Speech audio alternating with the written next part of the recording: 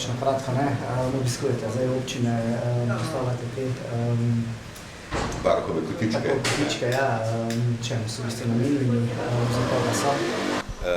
Varuhove kotički so namenjeni za to, da se občanke in občani občin bolje spoznajo z delom varuha človekovih pravic. Tukaj je na voljo ves informativni material, prednatisnjena pobuda, na katero samo napišejo ime in priimek in kaj jih teži in pošljejo na naš naslov.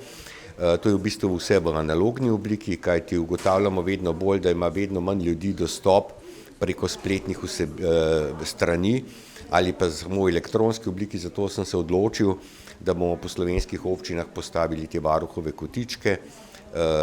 Danes smo v Slovenskih Konjicah, potem Vitanjah, Zreče, Dobrna in pa Oplotnica, tako da bomo že tam 90 kotičkov postavili in upam, da do konca mandata, da bomo do polovice občin prišli. Kaj pa pričakujete, v bistvu, koliko je teh pobud potem? Mi opažamo, da je pobud vedno več, da so v času korone je bilo seveda veliko več pobud, ker je bilo to neko tako obdobje, kjer je bil poseg človekove pravice večji in tudi ljudje so bili bolj negotovi. Kljub temu pa po tem obdobju ni padlo število pobud bistveno, kar k čemer prispeva zagotovo tudi varuhovi kotički, ker so občanke, občani, prebivalke in prebivalci Slovenije bolj informirani, kaj varuh počne in da smo tukaj zato, da rešujemo njihove konkretne primere, da smo tukaj aktivni, da ne delujemo s kavča, ampak v bistvu med ljudmi. S čim se enako v bistvu obračajo na vas?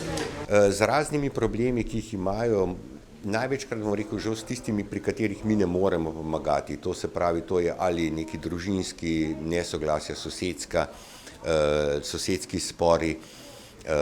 Največkrat, kar pa lahko pomagamo, pa je pri delovanju državne uprave oziroma organov v lokalni skupnosti in pa državni upravi, ko občanke in občani ne dobivajo odgovorov ali pravočasnih odgovorov, ne dobivajo odločb, pritožbe se rešujejo zelo dolgo.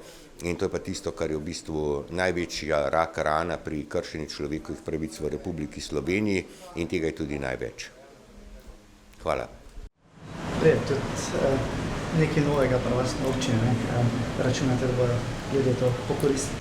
Ja, seveda, saj za človekove pravice se treba vedno boriti in to je tudi naš prispevek k temu, da so ljudje bolj obveščeni.